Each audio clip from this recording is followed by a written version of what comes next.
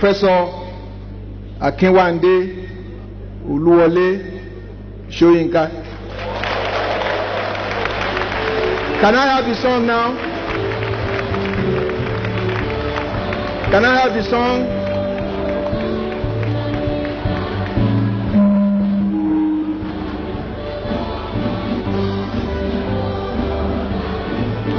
I ordered this song specially for you.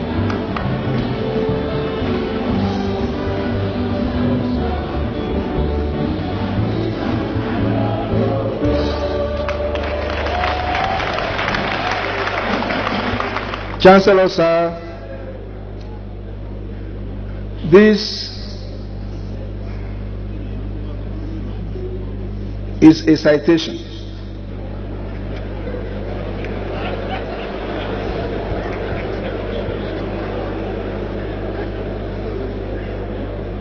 This is a citation.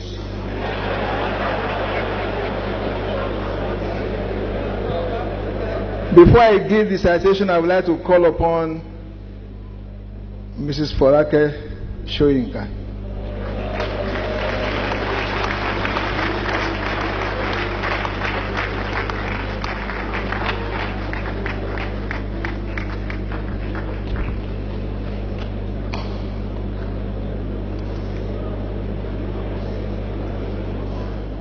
Emeritus Professor Akinwande Wole Soyinka, poet, playwright, novelist, compelling essayist, director, road marshal, hunter, connoisseur of wine, activist, diplomat of moral courage. It has been noted that this particular honorary doctorate degree was originally awarded in 1987. That was 27 years ago, 1 year after his winning the Nobel Prize for Literature.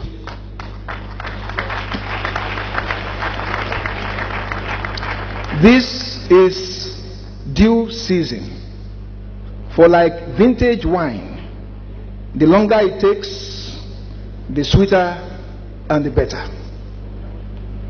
Not many celebrated icons in Nigeria have achieved so much in terms of global recognition on account of outstanding literary output as well as patriotic sacrifice as Professor Akinwande Wole Soyinka. Born on Friday, July 13, 1934, Soyinka began his academic journey at St. Peter's Primary School, Ake, in Abeokuta, at age of 3.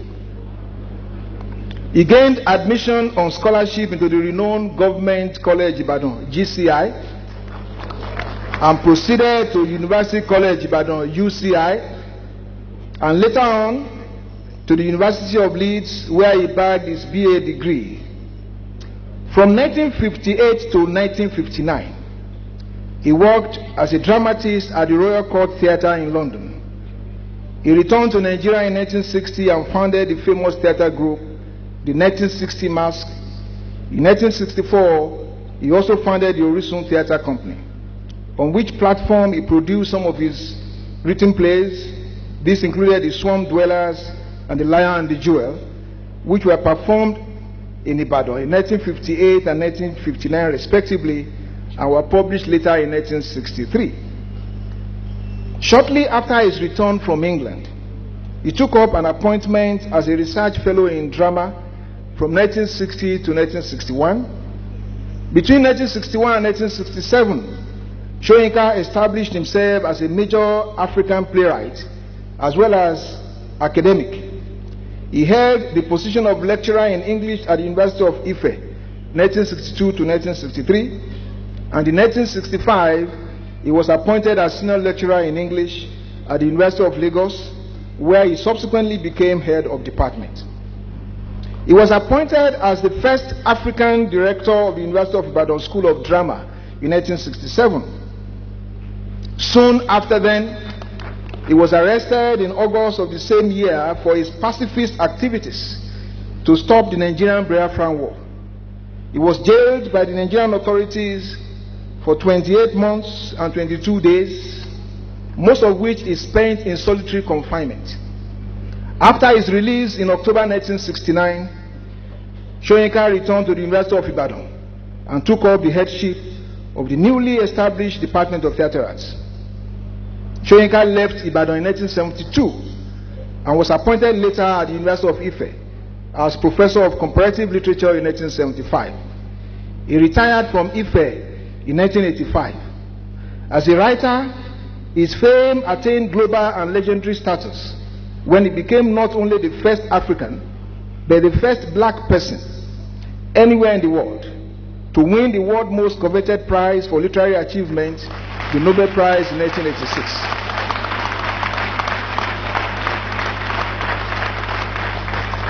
Emeritus Professor Wole Soyinka has been described as a consistently courageous voice for human rights world over and a force in national politics. He is both prolific and profound. At the last count, between A Dance of the Forest 1960 and Alakpata Akpata 2011 and Harmattan Haze on an African Spring 2012, Professor Soyinka has published over 40 titles in the major literary forms and some genres, including prose, poetry, drama, translation, and film. The body of his writings speaks truth to power and grips tyranny in the jugular with such metaphors of lightning and metonymies of thunder that only Soyinka himself can craft with absolute ease. It is an understatement to say that Wole Soyinka is an overly talented and compulsive writer. Legend has it that he wrote The Trials of Brother Jero in just 72 hours at the request of that equally talented thespian and director, Professor Dapo Adeluba. Professor Soyinka is also famed for his capacity to recall and memorize things photographically. After his release from prison in 1969, having lost some of his prison notes, which he would later collect in The Man Died, he was able to recall 3 chapters of the notes, line for line, word for word. The narrative concluded, the story concluded that when he later found the lost notes and compared, it was like a photocopy. His significance is global and local, so we shall say his significance is glocal.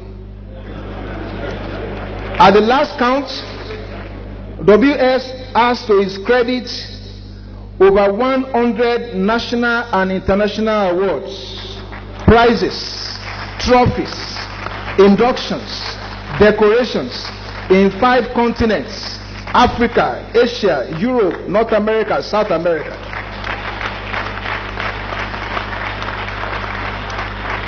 I cannot capture them all in just one brief breath, but suffice to refer to one of those symbolic gestures in honor of Professor Soyinka. By a special legal pronouncement on November 4, 2003, the Council of the City of New Orleans, US, unanimously agreed to honor and immortalize Wole Soyinka by declaring November 4, every November 4, every year, as Wole Soyinka Day.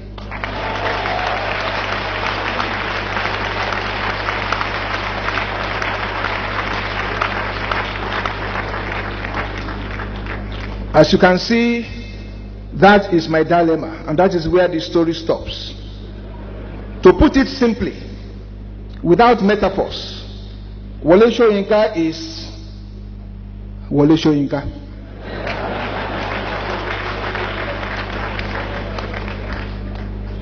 Chancellor, if it is to cite and recite the profile and accolade of Wole Soyinka, let me refer to the title of one of Professor Karim Baba's books, which itself is a borrower from the repertoire of my Yoruba poetic lore.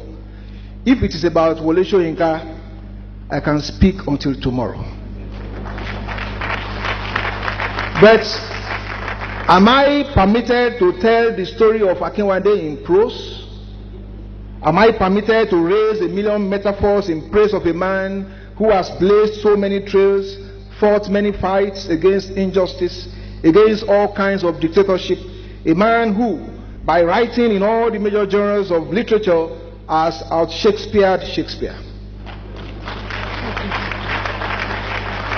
So let me speak not in prose, graphically, of Wole Soyinka in 3 pentameters. Ọkùnrin Ogun, Ẹni Ogun, Ogun's incarnate and votary. Ẹni Ogun, pacifist warrior. Ẹni Ogun, Ogun statesman of Ijegba extraction.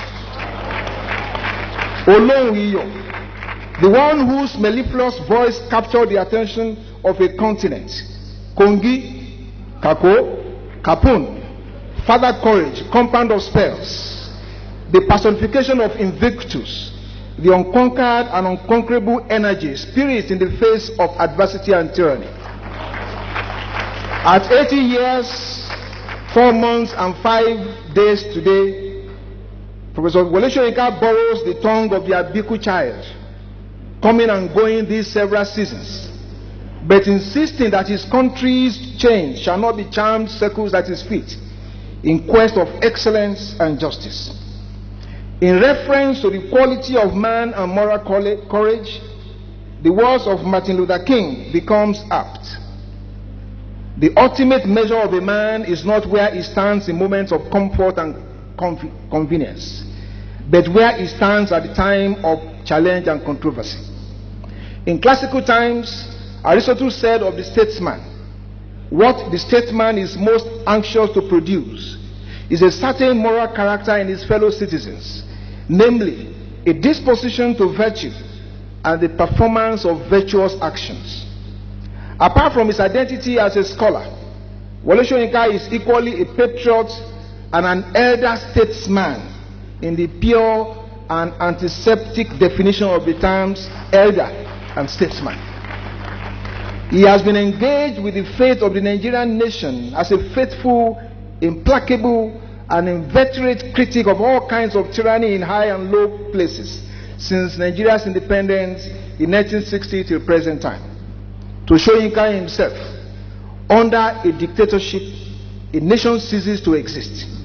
All that remains is a fiefdom, a planet of slaves regimented by aliens from outer space.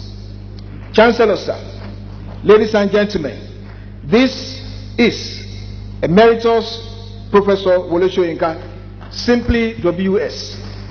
This is our salutation to his gods, the horseman of fluent and confounding words, the one who has been the interpreter of the open soul of a continent, he who set forth at dawn from Ake through Apataganga, Ibadan to Leeds, becoming the toast of the world, of literary pundits and other philosophers.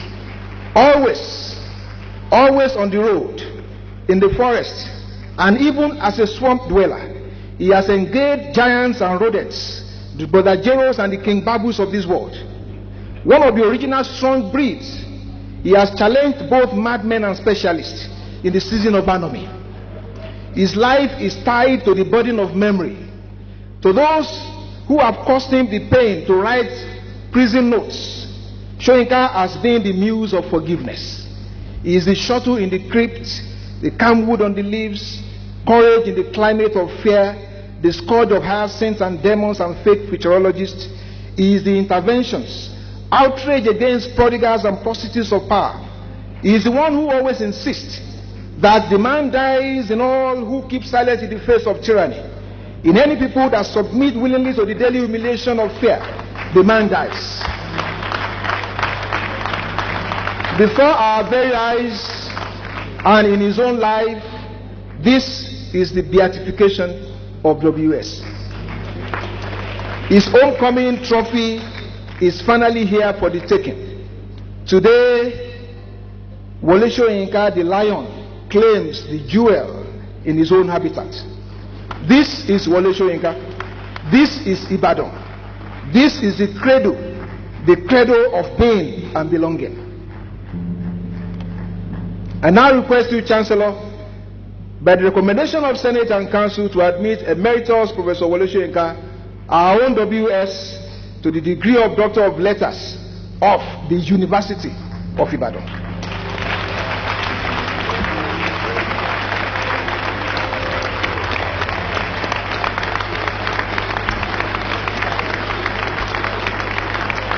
By the authority vested in me, I confer upon you the honorary degree of Doctor of Letters of the University of Ibadan.